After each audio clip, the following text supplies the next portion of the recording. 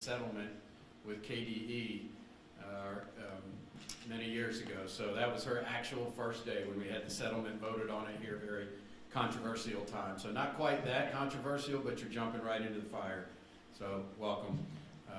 Glad to be here with you today. I just want to talk about the release of our recommendations around student assignment, the long journey this has been to get to this place, and where we're going from here, and talk about a little bit, this process moving forward. First of all, I've been a part of this district, as you know, for 25 years. I experienced our student assignment plan for 20 years, 10 years as a principal at high school. And all through those years, I realized that there were a lot of problems with our student assignment plan. A lot of problems when it came to student belonging. Principal at Doss High School, with students coming from West Louisville to Doss High School, and not necessarily, many miles from home, maybe coming from a middle school on the other side of town. And we're talking about student assignment. This means students just taking advantage of the school they are assigned to by the plan. Then having students, if they don't make the bus in the morning, they have no way to get to school. There's no TARC bus that comes to Doss High School. And knowing how that directly impacted attendance and student belonging at our school. But I didn't really realize the impact, and I'll say this, the negative impact of our student assignment plan until really digging into it. Even the first year or two as superintendent, I'm trying to figure out what I'm doing through all this process and becoming superintendent, but really digging into this when we had a task force, and especially the past 2 years. 2 years ago, we brought some plans around middle school and high school. We stalled on that at the time, namely because COVID hit right before we were about to bring these. And as you know, we've had our hands full with a lot of decisions to be made during that time. But about 8 or 9 months ago, I feel like it's probably the most important thing I can do in this district.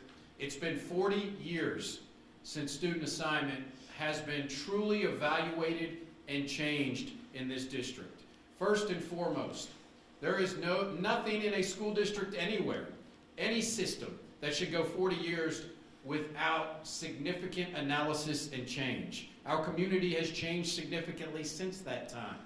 So even without some of the flaws that are in there, we should never go 40 years in a district our size, or really any district, without significant evaluation. And I really mean from an external agency. Internally, we just do not have the capacity to do these kind of things, and really the expertise to make sure that we take 96,000 students and make sure that every student is treated equitably, fairly, and given the best student assignment based on outcomes, which is student belonging that leads to better student outcomes. And so it's important to note, I've learned as well, we have 4 student assignment plans in JCPS. We do not have one. We have an elementary student assignment plan, a middle school student assignment plan, a high school student assignment plan, and a magnet school plan. And all 4 of those were developed independently. And I can't say enough about how much problem that causes, namely for students in what we are now calling our choice zone, which is predominantly West Louisville. For the past 40 years, as I've said many times, and I've talked a lot about the problems with student assignment, the onus of diversity has been placed on the shoulders of the students of West Louisville. From 1976 to 1984, students were bused many different ways within the community based on the first letter of their last name. It was a very controversial time in this community. Desegregation, as was court ordered in 1976. 2 districts combined, the county district and the city district, to make one school district, and students were assigned based on the first letter of their last name. So students were going east to west, west to east, south to west, west to south, and so on. 1984, that completely changed. From that point forward, West Louisville has been chopped up into many different blocks where students must leave their community if it's not their choice. Now I say that because 86% of our students of color in JCPS they go to their assigned school. Meaning they're not choosing a magnet, they're not applying for a magnet, they're not applying for a program at a school outside of their assigned school. 86%. So the vast majority of our students are choosing their assigned school. Many of them are going far away from home and it's not their family's choice. Many of them are attending a middle school on one side of town, and then they're forced to attend a high school on the other side of town. That is not good for student belonging. That is not good to make sure that all families have choice in our community. So if a family in Middletown has choice to attend a school close to home, so should a family in West Louisville, in the Russell neighborhood. But as we know, we have to provide great options and resources for these schools, and that's what our plan is working on. Secondly, we have to make sure that our magnets have access to every single student in this district. We have looked to districts all across this country, to the gold standard districts that have done magnets correctly, and we, the Magnet Schools of America, have given us recommendations in this district dating back 8 years ago, multiple times. We have just not put them in front of the board and implemented those strategies for effective magnets all across the district. We're now putting that in front of our board in the next few months and making those recommendations so that we have best practice when it comes to magnets and provide access to all students. So, in the end, the recommendations we are going to bring forward will probably be, and I say probably, I'll say that, but I could probably take that word off, the biggest change in this district in several decades. It's long overdue, and it's time to do this now. The time is now. We are asking our schools to increase student belonging while at the same time really starting the schools and the students that go there oftentimes in a school they don't want to be in or they haven't chosen. We have to change that. We have to make sure students feel a sense of belonging and outcomes will change as a result of this. So here's where we're going. What we wanted to do was first of all bring concepts and a plan to the community. We feel like this is the right way to, and I'll say this with some other meaning to it, the right way to legislate and govern, which is to bring something and be very transparent about what we want to do, get feedback, go to the community to sell the plan, adjust the plan if needed, take multiple months to make sure we get feedback, make sure everyone is informed, and then bring it to our board for a vote. So that's what we plan on doing. In the next couple of weeks, we have several public forum sessions. Tonight, I will be with the Louisville Urban League and the Courier-Journal at the Norton Sports and Track Facility in West Louisville. We'll be having a forum it's very difficult to share this plan. There's a lot that goes into it, so to do it in an efficient way, especially as much as I talk, is very difficult. But we plan on doing that as quickly as we can and then taking a lot of input and feedback from those that are attending and those online. So we're excited to be a part of that process. Next week, next Tuesday, we are going to have a community forum at the Academy at Shawnee. So we are looking forward to implementing that and would encourage people to get involved in that. We're launching a website. We will have a full written plan out to the community in the next week. It will be several hundred pages. But that will be a full written plan, and we plan on solidifying this plan as we get feedback. There are a lot of components to this, that we have to build and adjust in the next 2 months before we take it to our board. Our plan is to have it in front of our board either at the end of May or early June, but either way, by the time we finish the school year and wrap up, we would like to have a new plan approved by our Board of Education. We have spent the last couple months talking to board members about these recommendations, talking to other groups in the city about these recommendations, and we look forward to really selling this plan over the next several months. Once again, I think it is the most important thing, most important change JCPS has had in many, many years. But that's the process. Nothing will change. We want families to know nothing will change for the 22-23 school year. The enrollments for 22-23 are essentially complete at this time. What we are trying to do is pass this so that we can begin to build the things in place during the summer, so that in the fall, as we start school selection process, showcase of school, open houses, and those type of things, we would be implementing our new student assignment plan. That would begin with kindergarten, 6th grade, and 9th grade for the 22-23 school year, which means no one would be impacted in their current school. So we want families to know that that's the process. It would be much more efficient if we could do it all at once, but we also know that we have to support kids in the school that they're in right now. So it will be a long process. It's going to be a big change in this community if passed over the next several years. But it is long overdue, and the time is now to make changes to our student assignment plan.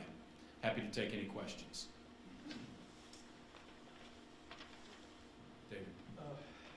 So much work and so much study has gone into where you are right now. I'm curious, what is the purpose of these public forums? Is this to sell your plan to the public, or are there still some areas where public input is needed? If so, what are they? So, first and foremost, it is extremely challenging to build this plan. That's why I don't think you can do it in this building without expertise that we contracted from outside.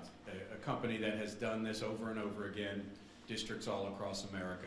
I don't know if that's ever been done in this district before, especially since the last time this was done was probably before computers were used, let's be honest, if we're talking about this comprehensively. And so having that expertise, without a doubt, is something that we had to have. And you know, what we're looking at conceptually is we're asking for feedback, especially when it comes to things like magnets, the principles around our magnet changes. We're really wanting feedback too around our support plan for schools. You know, we have a lot of work to do around the support plan because there's a lot of moving parts involved in that. We have the money set aside and dedicated to the support plan for our choice zone schools. There will be 13 choice zone schools. We are committed to dedicating $12 million a year additionally to support those schools so that they become great resources. Never again do we want to go back prior to '76 when we had segregated schools that were unequal.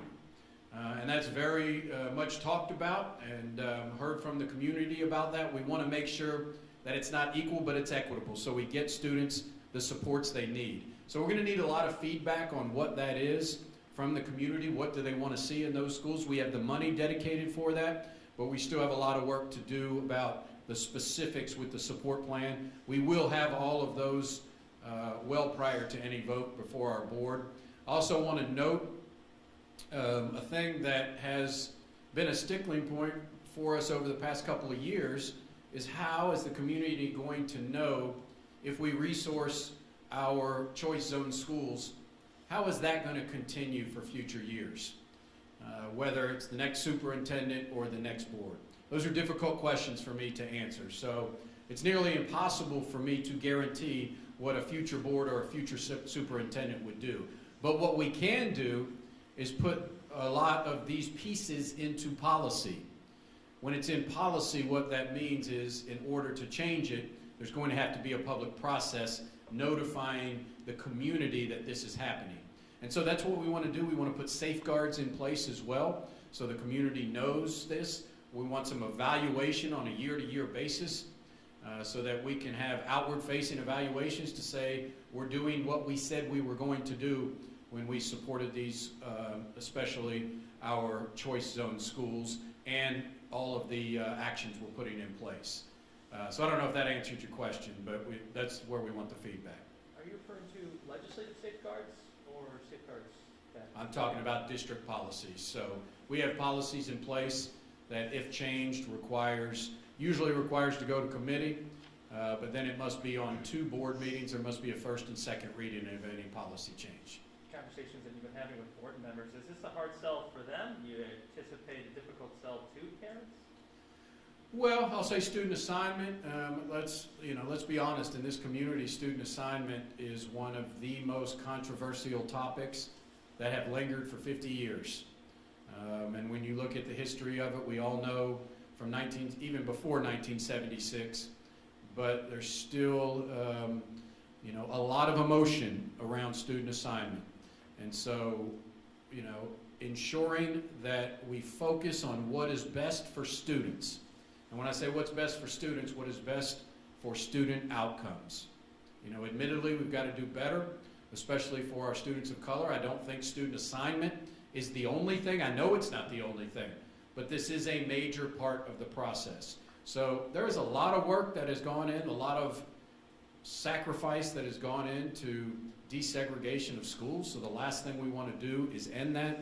But, you know, ensuring that what we bring, and I will say this, let me be clear, I have sold this for the past several years, and I have not had anyone tell me what we're doing now is the right thing. So it's not a matter of if we're doing the right thing now. It's a matter of, okay, if we do that, what change has to happen? What's the right change? So I think everyone wants to make sure whatever we do is right and in the long term support student outcomes. On aligning school feeder patterns so that students can stay with their peers all the way to graduation, is that, if a kid lives in Newburgh, for example, his parents might choose a school from, like you said, all the way over on the west side of town or maybe all the way over on the east side of town. Both are kind of far away. So how do you change those school feeder patterns? Is that a question of clustering them closer together or based on middle schools or?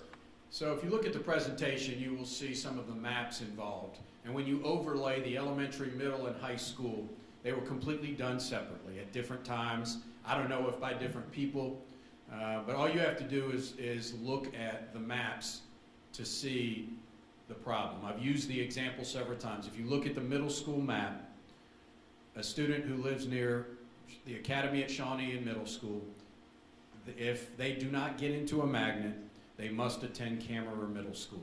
If you overlay the high school map with that, then they must go to Valley High School. So we are asking some of our most at-risk students that for middle school, you're going to go to Camerer Middle School in East Louisville, and high school, you're going to go to Valley High School. Even if at Camerer Middle School you found the peers, the programming that you like and want, you can't stay here. Like kids that live near Camerer Middle School, they get to go to Ballard High School. That's extremely problematic, and that has to change. But then on top of that, the lack of predictability. We have elementary clusters named 1 through 13. What does that mean? What does that mean? I'm in cluster 4. And so aligning our elementary school clusters 100% with the high school. When I put my child in kindergarten, and I live in the Ballard Resides area, and I know that I have the selection of these elementary schools to pick first, second, third choice. 100% of the kids in that area go to Camerer Middle School. 100% go to Ballard High School. And so as a principal at J-Town High School, I can tell you this, you can look on the chart and see this. As a principal, my 9th grade class was made up of 8 different middle schools coming in. So just think, as a counselor, a principal, I'm trying to work with the middle school to say, let's bridge the gap here. Let's get together so that transition is easy on kids. We can identify kids that we need to support right off the bat. We can build programs that align. So if I have engineering at J-Town High School, then the middle school can have some type of robotics program that feeds right into the engineering program. But when they're coming from 8 different middle schools, how are we possibly going to do that? And so if you look at the feeder patterns now, a school like J-Town may have 2 middle schools that they work with. Very much more feasible to say, let's go to 2 middle schools and work together on programming and transition. The same thing with the middle school. They get to work with 1 or 2 high schools. It's a complete game changer for this district. Given what sounds like more access to magnet schools for kids all across Louisville, do you feel in the future, how will this impact magnet schools? Are you going to have to create more, and will they become overcrowded to a sense? Well, first of all, let's talk a little bit about what I feel to be the research around any type of school selection. When a student and our family raises their hand and says that we want to attend a school for a certain reason, it automatically will increase student belonging, as opposed to I just go so that's where they tell me to go. And so, we see schools like Miami-Dade who have just a thriving magnet school system that is wall-to-wall within a school, that is representative of the student population, that all want a certain type of learning, whether that be performing arts or Montessori or whatever, STEM, but these are kids that are interested and passionate about that type of learning. That's what Magnet Schools of America says is the type of magnet. What we did many, many years ago were build magnets for exclusivity. And so, you know, that is where we are right now. So our magnets are doing exactly as they were designed to do. And so we have them in certain neighborhoods, but they're not representing any maybe of the students in that neighborhood. So what we've got to do is ensure thriving diversity and ensure the magnets are wall to wall. Every kid inside of that school has experienced that type of learning. And at the same time, making sure the programs in our reside schools are aligned with feeder patterns and great programming within inside those schools. And so whether you pick a magnet or a reside school, you are getting a fantastic education. And I think both can be done and both will be done. But we've got to break down a lot of the things that we've had tied up in this school system for about 40 years. Does that mean increasing magnet slots though, or does it mean increasing the threshold for diversity? It means both. It means both. So we are going to, we plan on replicating some magnets, but also increasing diversity targets for all of the magnets as well. We have some magnets who their diversity, they have represents the student population and others that don't. And so, that is, if you go to other cities that follow best practices, their magnets are very diverse and thriving and attract students from all over the community. What sort of pushback or how much pushback do you expect from leaders, teachers, families that are in current magnet programs? Because there's some pretty big changes, especially with the exit strategy that you're proposing. Yeah, well, let me say this first of all. I believe this, and I want to say this. I do not believe in any way these recommendations will negatively impact the success of our magnet schools. I do not see that whatsoever. I actually see that they will thrive and continue to thrive and probably increase in their ability to do so. But it will also, there's many things that will support our resides schools as well. As a principal of a school that, we had the students and, there was no sending them to somebody else. So you've got to implement, they become a part of your family, you've got to implement those support plans and interventions with kids to make them successful. And I think in the end, it'll be better for all kids to do that. Looking forward to implementing them. But in the end, yes, there's going to be pushback. There is no way, and I think this is why in this community, student assignment hadn't been tackled in 40 years, because it's hard. It's really, really hard. There's a lot of differing opinions about this. And I hear them every day about what we should do or shouldn't do. I have not heard what we're doing is right. Let me repeat that. But what should we change to is a whole nother story. So, of course, we're expecting a lot of pushback. But, in the end, I think it's what's right for kids. Kind of on that point, how much do you think that your proposal is going to change versus what you put to the board versus what you all have released so far on that, based on the feedback that you all have gotten so that just in the past 24 hours or even with these forums? Well, I think it's possible to change. And so when we get feedback, I want to be clear. There's certain things that, are fundamental to us in these changes, that we have to have. I believe we cannot continue on in a community where we say predominantly East End, South End, Southeast families have an opportunity to go close to home, but predominantly black families in West Louisville do not. I don't think we continue on with that. So, passionate about that, passionate about, obviously, the feeder patterns and how it will positively impact all students. But we're open to feedback, but it doesn't mean that everything is on the table for an elimination or an addition. Dr. Pollio, to the point about increasing equity and choice for families in the West End, what are you anticipating the reaction from those families to be? Do you think that significantly more students are going to be choosing to go to schools near their homes in the West End? Well, I'll say this. The only way we know right now, when we have elementary school and families in elementary school right now in West Louisville can put down a first choice for an elementary school, whether that be close to home or outside of their community. 75% of the families are listing a close-to-home West Louisville school as their first choice. 75%. So probably the number one call we get in the student assignment office is a fifth grade family saying, I don't want to send my child 25 miles away from home. I can't get there. I can't support, I can't be involved because it's 25, my child misses the bus. I can't get them 25 miles away, you know, and I completely understand that. That is an enormous challenge. And so, you know, we still want to provide that choice and option for families, but also give them that thriving choice close to home. I think they deserve it. I think the parents say they want that. And so, you know, we think it'll be a little less in middle school, you know, 60, 65%. And then high school, as students get older, it may be 50-50.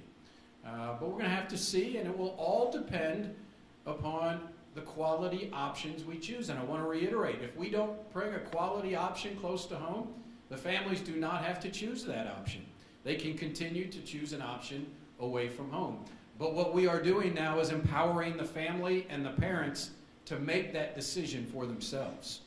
Following up to that, you know, if there are significant kind of population shifts within the student population, you know, more in one school or the other, how are you all preparing for that possibility?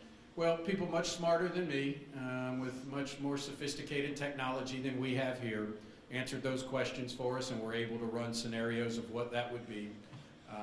You know, this is the important part. This is why you don't go 40 years without changing your student assignment plan. So this is how we've gotten with schools with 125% capacity and schools with 50% capacity. You know, because you have change, you have population shifts of where people are moving, and this district didn't respond. And so now is the time to do that. But what we have to do is, on an ongoing basis, we're going to put into policy that this should be done at first every year. But without a doubt, I think the census should trigger an automatic, you know, once we have the census, 2030, that should trigger whoever is in charge here, whoever is the superintendent, will not be Marty Pollio. Whoever it is then has to lead you know, let's dig deep into student assignment and see if we're doing the right things. But we clearly, this will shift school populations pretty dramatically over the coming years. And so that's going to make for some, we're going to have to possibly make changes. I mean, we're going to see that happen, and we're going to have to adjust based on what families want. And I'll say it again, we're empowering the families and the parents to make the decisions. One more question. What does success look like for these high poverty schools? I mean, you're asking these families to go to Shawnee, go to this new West End Middle School. How much are you all, you talked about greater supports for these high poverty schools. What are some of the things that families can look for that will lead you to say, okay, this is what we're talking about. We're talking about more support for these vulnerable populations. So, first off, it is about student outcomes. And I start with student belonging. You know, we can say test scores and those type of things, but without a doubt, that's a part of it. Student success is a part of it. But I want to say this. Kevin, you've probably heard me say this. I don't know if everybody has. We took a look at our high school students in what we call our choice zone. That satellite area right now that is predominantly West Louisville, where kids are leaving the community and it's not their choice. 1 out of every 2 students is chronically absent. 50%. That means missing 18 or more school days a year. 18. At the middle school level, it's about 40% of the students are chronically absent. We have to really look at ourselves and say, are we setting our schools up for failure? Asking our schools to, whether it's keep kids on the same pace, accelerate their learning, catch them up, things like that, magnified after a pandemic. We are asking our schools to do that when we have a chronic absence of 50%. So first and foremost, our kids going to school more often. You know, our parents choosing it, our kids feeling a sense of belonging in that school. Are they going to school more often? And then in the end, I believe that will end up meaning higher grades, higher test scores, more post-secondary readiness, graduation rate, all of those things. Those will be the indicators that we will look for. But I can say this, we will not eliminate the achievement gap as long as we have these attendance issues in our district. I'm not saying it's only student assignment.